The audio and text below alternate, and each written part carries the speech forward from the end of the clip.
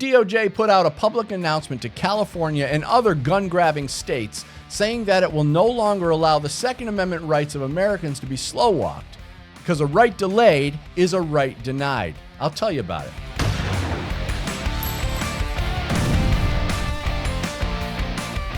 Under President Trump, the Department of Justice is taking a serious look at gun laws in America. Now, we know Democrats in control have been doing everything they can to restrict, eliminate, or delay the rights of good people to keep and bear arms in America.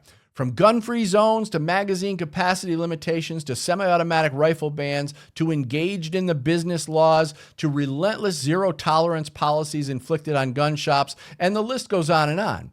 But one of the most egregious and blatantly arrogant ways state-level governments have been restricting the ability of law-abiding citizens to protect themselves in public is the delaying of carry permits. Now, first, let's be clear. The idea that an American citizen should have to beg their state or county employees for the permission to exercise a God-given right is an outrageous notion to begin with. But that permitting offices would then intentionally delay the process out of what appears to be nothing more than spite is particularly frustrating and must be stopped. Well, the Trump administration has decided that it will stop. The DOJ has taken a broader view of firearm restrictions in America recently, with a particular focus on Los Angeles County. The Los Angeles County Sheriff Department is currently under investigation for engaging in a pattern or practice of depriving ordinary law-abiding Californians of their Second Amendment rights. So what sparked the investigation was a recent lawsuit by plaintiffs, including Gun Owners of America, Gun Owners Foundation, and Gun Owners of California, among several others, who accused the county of restricting their Second Amendment rights by purposely delaying the licensing process. How long did the Sheriff's Department refuse to acknowledge the plaintiff's right to carry by delaying their permit? A few days? A week? How about a year and a half? Recently, a federal court found in favor of the plaintiffs. So what's next? Do we accept that win and just move on? Or do we focus on the egregious behavior of the gun-grabbing bureaucrats and remind them who they work for by holding their departments legally responsible? Well, things are changing in America. Patriots are back in the White House, and we the people have had enough. We recently talked about gun control funds being redirected to the state level because gun grabbers are hitting a major roadblock in D.C. And we understand that the battle will be much fiercer when it comes to unconstitutional state gun laws. But it seems the White House is one step ahead and already focused on keeping state gun grabbers on their best behavior.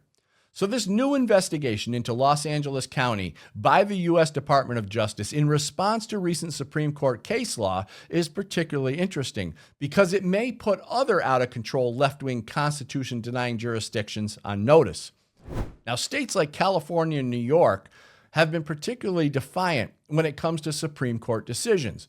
California has been adding excessive fees and lengthy wait times for concealed handgun license applications, and New York State has been blatantly defying several court decisions by simply refusing to comply and adding even more of the same gun laws that have already been deemed unconstitutional by the Supreme Court. Well, Attorney General Pam Bondi recently made a public statement and said, "This Department of Justice will not stand idly by while states and localities infringe on the Second Amendment rights of ordinary law-abiding Americans." And for those gun-grabbing tyrants who think that they can pick and choose what rights their citizens will be allowed to have, Bondi had another message. The Second Amendment is not a second-class right, and under my watch, the department will actively enforce the Second Amendment just like it actively enforces other fundamental constitutional rights. Let's have a wave of aggressive investigations, lawsuits, and penalties for state leaders who continue to violate the rights of the very people they work for. Attorney General Bondi hopes that states and localities will voluntarily embrace their duty to protect the Second Amendment rights of the citizens. Now, are these new demands simply hollow threats, or are they promises that the new DOJ and the Trump administration will follow through with? We're going to wait and see, but it looks like the tyrannical gun grabbers are in for a rude awakening. There's a new sheriff in town, and the reign of authoritarian gun grabbing may be coming to an end. Thanks for watching Bullet Points. I'm Dan Wass for Gun Owners Foundation. You can find more Second Amendment content and updates at gunowners.com.